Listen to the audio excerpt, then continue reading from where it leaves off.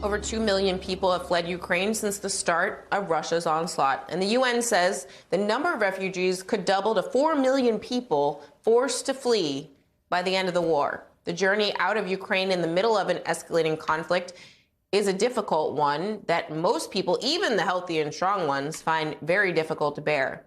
My next guest has been doing incredible reporting on the ground in Ukraine, and he's also helping to escort families out of danger and into neighboring countries, including one woman undergoing cancer treatment who was asked to leave a hospital to make room for people injured in the war.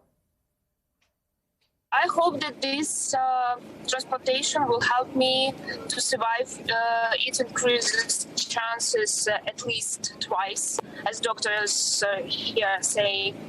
So I need to try. You need to book a place for yourself and to stay in a queue to wait for vital treatment.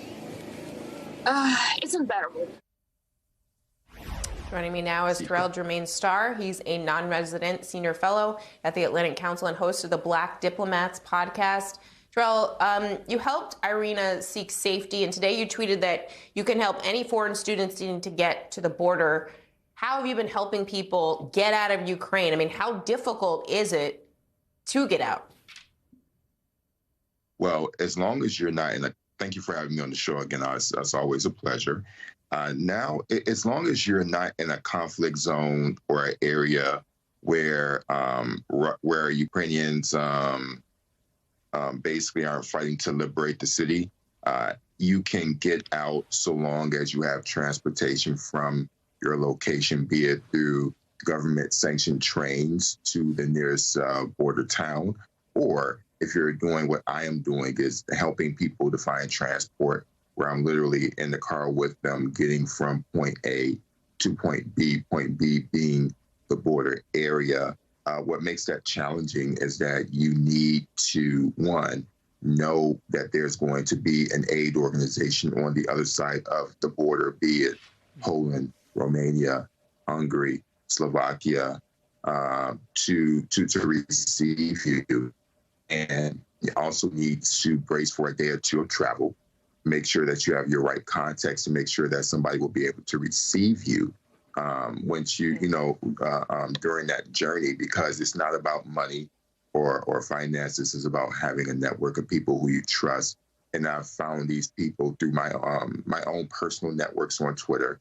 And that's been very helpful. Also having money to maintain gas. One tank of gas will usually take you on the journeys that I've gone, but now it takes about 4 tanks, making sure that you have the right food to get there, but making sure logistically that you have everything lined up, because everything is so unpredictable right now that you really need to have people on your in your Rolodex willing to help you, because you can't make a across the country journey on your own.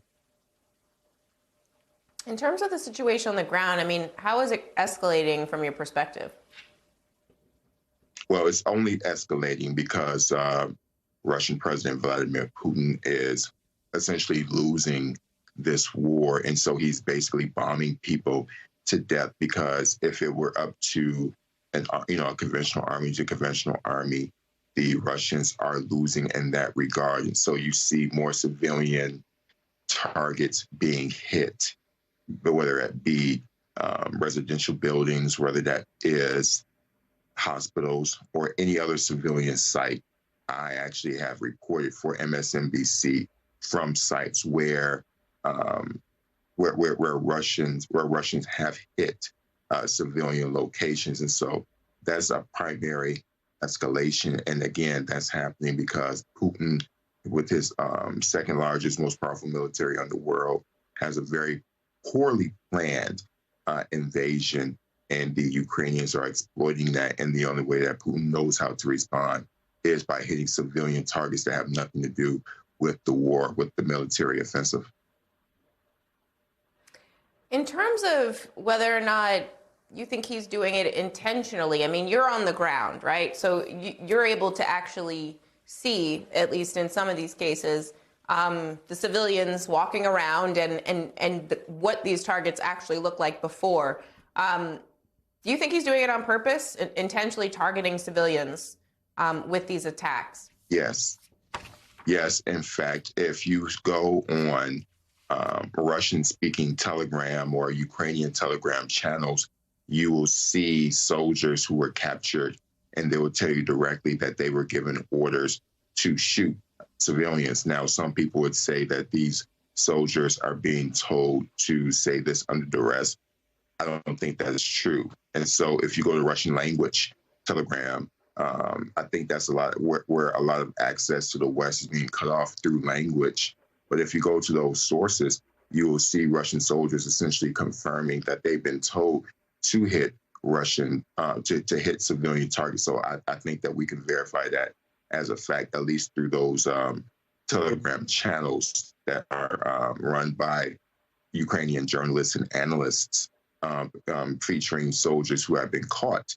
Now, he definitely has done this in the past. When you look at Syria, when you look at Chechnya, and the second was Chechen War. And so hitting civilian targets has been consistent with how the Russian army operates, particularly if they're losing. So we can, at any rate, I don't think that Russia will outright admit to any of this. You pretty much just have to look at what's clearly seen as as direct hits, because from what I have seen and from what my colleagues have seen on the ground, it's clear that he is hitting targets that are well beyond conflict areas or battle conflicts. Terrell Jermaine Starr, thank you so much from your very important perspective on the ground in Ukraine. Please stay safe and keep us updated as you try to consistently help people get out of Ukraine. Thank you again.